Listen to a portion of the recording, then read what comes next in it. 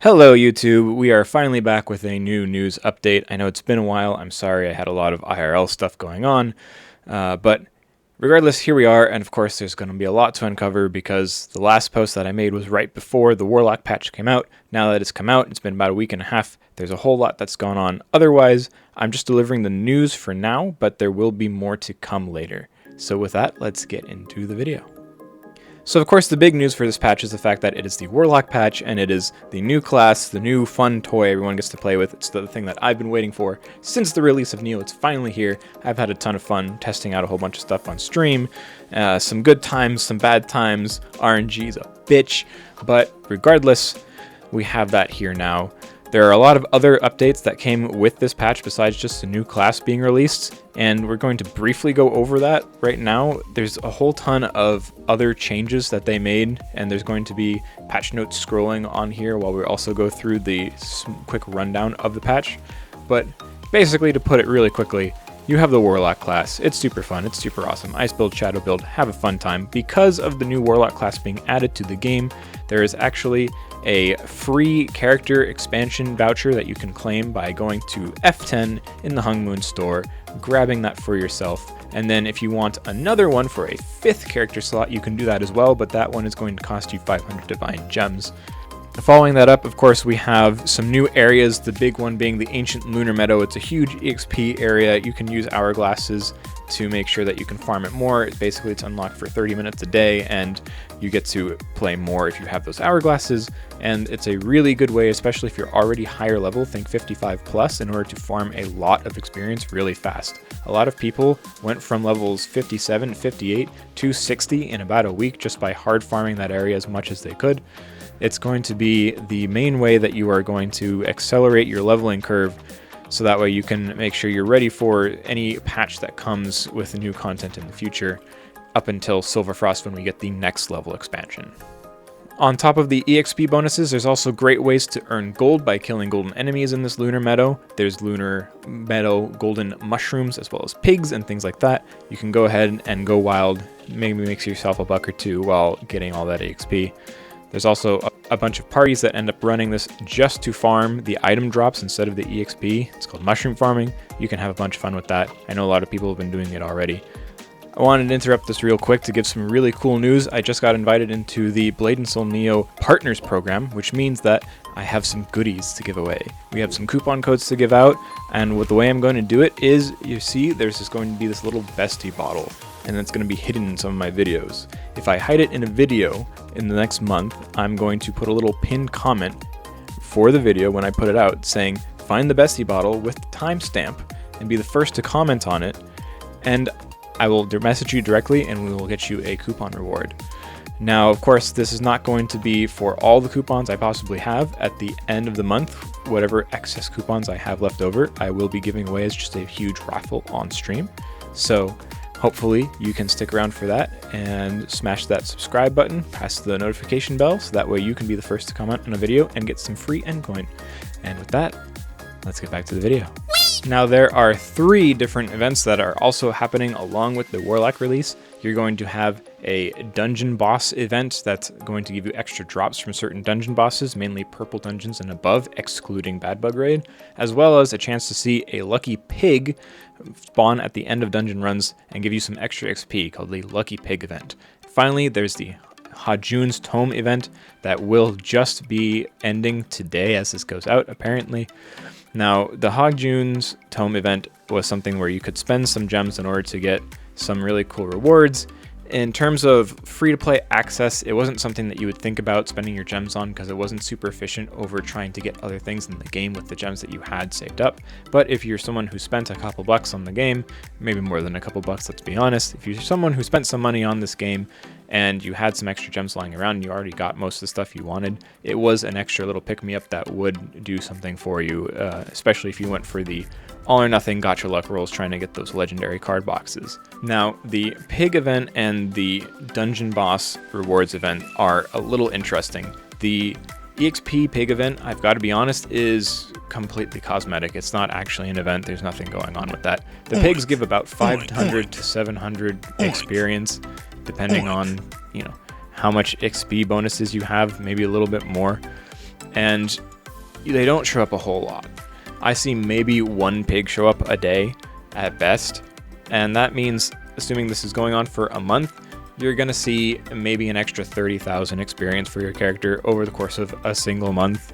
That is a single 30-minute day of farming in Lunar Meadows at this point. It's not doing anything for anyone. It's just something fun. People were begging for an EXP event, so this is what they gave us. It doesn't mean anything. It doesn't do anything for you. The Dungeon Boss Rewards event does give people an extra chance to get some costumes and things from Poharan, as well as open some extra portrait chests and soul shield chests. I will say the soul shield chests are super nice to have as an extra drop rate, especially if you can sell them on market for a quick buck. It does allow you to get a little extra income if you're someone free to play and you're able to farm the higher level dungeons that drop those chests pretty frequently. Or just helps you gear up your character if you're trying to make sure that you get some extra soul shield chests for yourself as well. Some good news coming up for those trying to gear up their characters.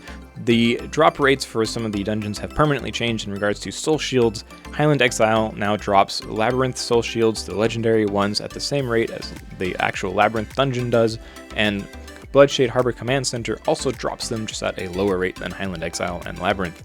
You can also now finally get the Bloodshade Harbor soul shields in cold storage, which is something really good for those people still struggling to progress their characters, struggling to get that extra oomph in their kit. Getting a full set of Bloodshade Harbor soul shields, psyching them up, will definitely help you in your runs in the future. You can also now farm Ascent Stones from Poharan, so if you're maybe stuck farming Poharan or lower dungeons, you can run Poharan and Bloodshade Harbor Command Center a little bit more in order to try to get those Ascent Stones to get those legendary upgrades that you might want.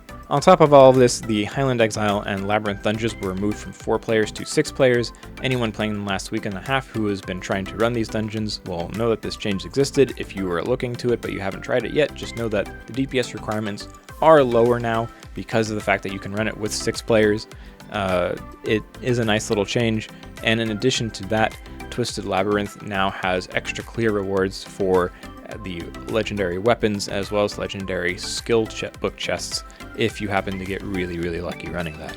For everyone looking to try and upgrade their characters a bit more, maybe you've been struggling to have the gold to be able to do the accessory upgrades or weapon upgrades you've been trying to do, just know that there is easier methods now. If in case you haven't tried it yet, they changed it so that way you could use transformation stones to offset gold cost.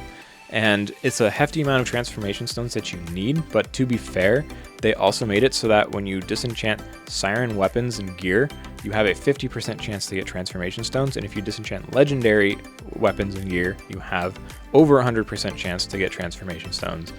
You will rack them up very quickly if you're disenchanting all of the siren gear that you have. Maybe buy some off the market and disenchant them there to get some quick transformation stones as well, although to be honest, it's probably easier just to buy the transformation stones straight up because they're cheap as hell right now. Also, for those super lucky or paying enough to be able to have a legendary book, you probably already know this, but players who have legendary books that maybe aren't the ones that they want can disenchant those books, and if you have 4 legendary skill pages, and I think it's about 500 gold, you are able to make a legendary skillbook selection chest. This seems like a lot of gold, but of course anyone trying to get legendary skills probably doesn't care about it that much if they're going to get the legendary skill of their choice, so go wild. And rounding out the actual gameplay affecting stuff in the game, there is a new battle pass that of course has started. Now, this battle pass does give a purple selection chest, kind of. It's not actually included in the battle pass itself. The battle pass itself caps out at a heroic portrait chest, random, and a superior fusion insignia chest, so that way you can have a bit easier time getting the cards you want and getting those insignias rolling. But the purple selection chest for the skills actually comes from a coupon that you are mailed when one of your characters has finished the battle pass completely.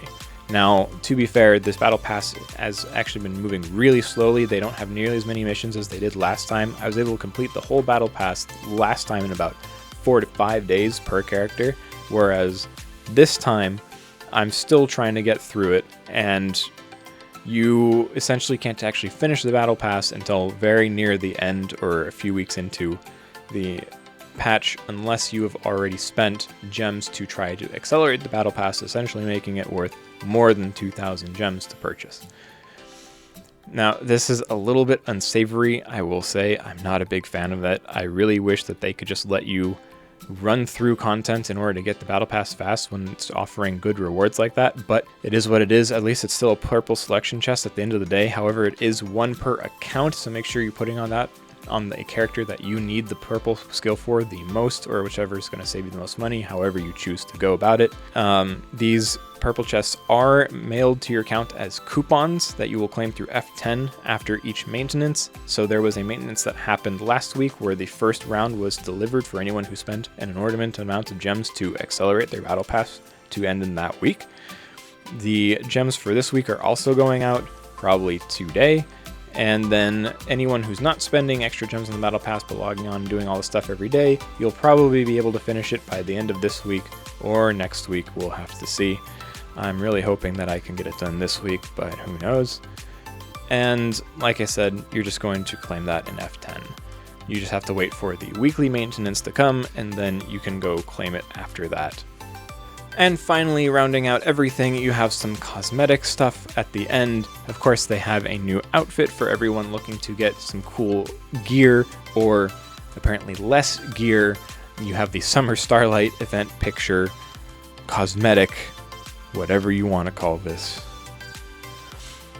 And on top of that, you also have a Warlock Celebration package. That Warlock Celebration package is going to come with your character slot expansion voucher that you're going to grab from F10, and also with a cool new outfit, Warlock, I guess, aesthetic themed. There's 3 different options to choose from for both men and women, and then if you finish out the attendance book for this entire month, which by the way, the attendance book is really crap, unfortunately, you at least get some cool pixel shades, I guess. So there's that. And here we're going to have a small little section for all of the patch notes to scroll down screen or flash up or whatever it is. There's a lot of them, and I don't want to go through it all. We already did almost everything relevant. The only thing relevant that we didn't cover is the fact that purple books now have certain modifiers added to the skill damages for specific class DPS skills that scale off of non-damaging stats. What I mean by that is your accuracy will now add flat damage to your hits, your block will now add flat damage to your hits, your evasion will add flat damage to your hits, HP, etc. based on the class you play. If you have a purple skill book, you have the purple skill for your main DPS, you can hover over it and see exactly what stats add to that damage for you. This is just a nice little thing to give classes an extra little bit of damage while they're trying to gear for stats that they need but aren't specifically crit rate or crit damage or AP. It's a nice little boost, and anyone who immediately logged on right after the patch and tried it out probably noticed a small DPS increase without them having to do anything. But it also means that it's more relevant than ever to make sure that your main DPS skills are purple at least, because that is going to be necessary moving forward for one, and also is just an even bigger damage increase on top of what it was before anyways. Now, in addition to all this that was going on, there were also some giveaways that started and ended either yesterday or will end tomorrow. The one that ended yesterday is going to be the MKRO/Infinities giveaway for keyboards and accessories and a bunch of swag or something like that. I don't know. I personally didn't look into it that much, but here's the post for it in case you want to check it out. And then there's also a HyperX headphones giveaway for anyone looking for a new headset. You can go on to their webpage. It'll look something like this. You just have to follow them on a whole bunch of socials and you have a chance to win the HyperX headphones. Go ahead and do that if you're looking to pick up some free stuff. Some very outdated news, but just to throw it in here for completion's sake, the final round of the Steam costumes was delivered back when they did the patch about a week and a half, 2 weeks ago. So if you didn't get it sent from that, you're not going to get it anymore. Congrats to all those who managed to log on and grab the costume for yourself. I hope you like it. There was also, a little while ago, the Soul Core compensation sent out. Just to remind people, if you had your account during the whole market crash, there was a Heroic Soul Core box that you could claim as part of the market crash compensation package they were doing for that 2-week period. But they quickly took down the Soul Core box because they realized people could trade it on market, and it did end up crashing the Soul Core market quite a bit.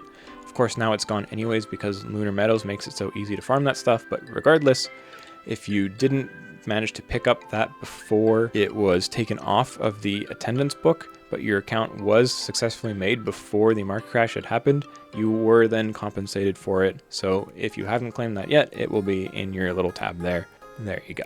Now, hilariously, there was apparently something brought up where the Battle Pass ending times for the last Battle Pass weren't properly communicated, and this caused a bunch of people to not be able to actually claim their rewards when they thought they could have time to complete their Battle Pass but didn't. So here's the post on Discord about it. You can go to their little page for game support, type in all your information, and say, hey, I want my rewards, and hopefully they should give it to you. Good luck there. And last but not least, it wouldn't be a patch without some kind of disconnection or DDoS issues. They have a post on their Discord from a week ago talking about how there were disconnection issues being suffered by a lot of different players. So if you suffer one of these lost connections, please go onto their page, type out their detailed report of what happened, when it happened, what was going on, so that way they could try to fix any bugs causing these issues. Hooray.